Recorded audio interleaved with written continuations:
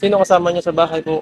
Yung mga anak ko lang, saka si Arjen, iniwanan namin. Eh di paano po siya Nagtawag siya kay Carla. kay Carla po? Oo, nag-video call siya. Tapos pinuntahan siya ni Carla sa bahay. Noon, tapos yung si Carla naman, tinawagan yung mga kapatid ko, nagpatulong siya. Tapos yung nagtawag lang po ng ambulansya, kaya pinagdala po siya dito sa hospital. So, ano pong ginamit yung para makapunta dito? Nilaan Arjen pala kagabi. Nag-ambulansya. Tumawag, may ginawan po at mabilis ang action Saka may inano rin ako ni Carla. Kaso ang problema, nabasa ko na, alas 11 na po kasi may ginawa pa kami doon kagabi, busy kagabi. So, kagabi ko sana rin bibisitahin. So, sino pong kasama niya dito kagabi? Si Carla lang po. Si Carla lang. Kaya pala. Ay, kasama ka po? Oo. Kami dalawa dito ang bantay kagabi ni Carla kasi yung mga kapatid ko nag-uwi sila pagdating ko. Ako nagpalit.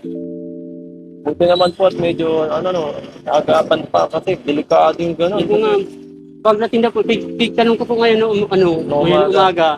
Sabi ko, anong nangyari sa'yo? Hindi ko pa panamalayan.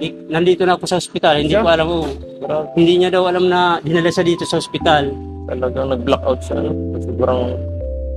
Sobrang sama ng pakiramdam. Nabigla po nga talaga ako. Kagabi po. Buti nga po at nakatawag, nasagot ko pa yun. Sabi ko, nag-chat po kasi kay Carla na. Sabi ko, tulungan ako kasi po. Wala kasi sila papa kagabi ay. Naglaot po, tsaka si mama. Kami lang po ng kapatid ko. Wala kang kasama sa ikaw lang pinakapanganay pati. Yung kapatid, ng bata ko. nandun po ako sa nila ako. Kung hindi po, malalagdag ako dun sa bangkay. Bangkod, baka delikado, baka mabagod tayo. Buti nga po at nakaya nila ako. Tapos doon po, nasagot ko yung tawag ni Carla. Hindi na talaga ako nakakasalita nahirapan ako maghinga. Parang, paisa-isa na lang hinga ko kagabi. Tapos, ayun, hindi na ako nag-alam kung ano nangyari sa sunod. Tapos, nakwento nila na kapatid ko kasi mag-ibat ako. Kasi po maliliit ka baga po yung kapatid ko doon. Tapos ayun po, nagtawag po si Carla, buti na po at sabi ko pa. Ikaw nagtawag o siya tumawag? Siya po mismo kasi sabi ko nga, naghihingi ako ng tulong kasi naramdam ko na naghihina na po yung katawan ko. Tinatawag mo yung kapatid mo? Opo. Lalo na po kung wala ko man po pagang pera. Kailangan mo talaga magkonsigidong maging ilang tulong sa ibang tao.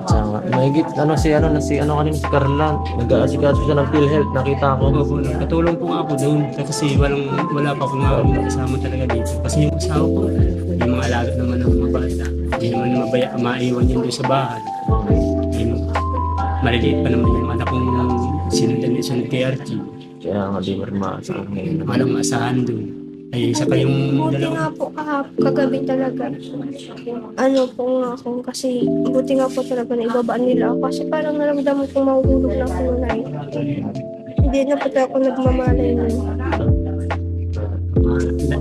Nalakad-lakad na. Yung tira ako nang bahala din sa tira. Kaya kung nagpapatulong kayo din sa pamangkin ko, sa kay Carla. Oo nga, salamat po. Kabawas-bawas naman sa bayan. Shout out kay Carla, salamat. Talagang mahirap ang pera pag nasa hospital. Okay lang. Mahirap ako lang. Mahirap ako kami. Baka kailangan ng oxygen.